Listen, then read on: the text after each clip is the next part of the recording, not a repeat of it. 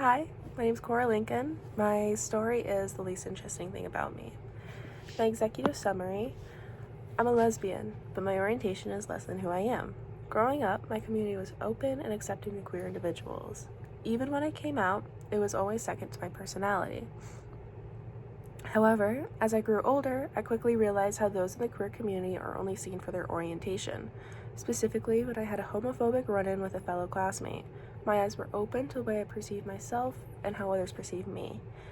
A lesson I hope you can take away from my story is there's so much more to people than their orientation.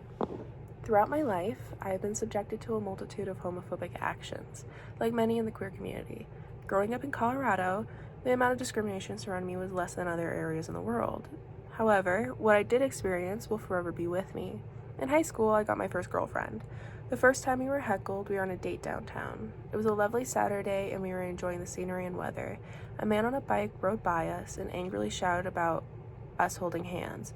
While it was surreal, it was a passing thought by the end of our date. He was a stranger, and his actions had no effect on our day. While I find it strange and often ponder about him, my only interaction with a stranger was his hate directed towards me.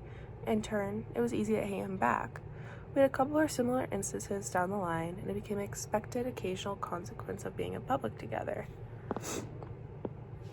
A changing point, however, was when a classmate heckled me and my girlfriend in junior year. It was the end of the day, and I walked her to her car.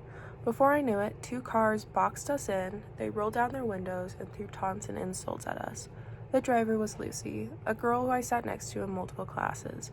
I had known her for a couple years at this point, and while we were not friends, we were cordial and respectful to one another. I was astonished. There was no way someone I had been in multiple classes with, who I got along with, was being so outwardly homophobic and offensive. When I got to my car, I waited until the parking lot was completely empty to finally drive home. It was surreal and ugly. Such a vulnerable part of myself had been publicly mocked and ridiculed. I didn't know how I was supposed to feel towards Lucy. In my mind, a homophobe had a very distinct look and stereotype, one she did not fulfill. She was smart, a diligent student, and an incredible athlete. Only recently was I able to come to terms with the fact I don't hate her. I've seen who she was before, and while her actions changed my view of her, I continue to see who she is. It's unfortunate she could not do the same for me. It was confusing to recognize my anger was not directed at her as a person. As queer youth, we are in a way taught to hate homophobes with the same hate they hold for us. My brother, a trans man, has always demonstrated this mindset for me, and in turn so have I. Initially, I did hate Lucy. She caused my girlfriend and I so much grief and anxiety it was hard not to.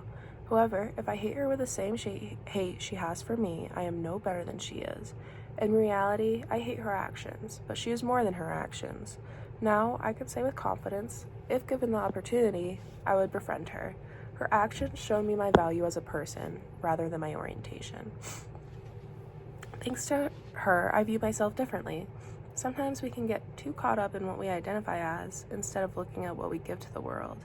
Lucy forced me to see myself stripped down to the base characteristics of who I am and what I want others to perceive me as. I hope this conversation will lead you to look further in on yourself to understand what you value as an individual. I understand for some, being queer is incredibly important. For me, I have found giving that part of myself special treatment has diminished the other identities I want to see stand out, like being a woman or being an artist or being creative. I also understand forgiving or befriending someone who holds hate for who we are is not easy or accessible. Acceptance is a two-way street and can only be done if the other party is willing.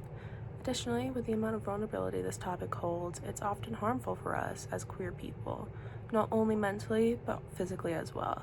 However, I believe we can bridge our differences in who we like and see each other for who we are, rather than our orientation.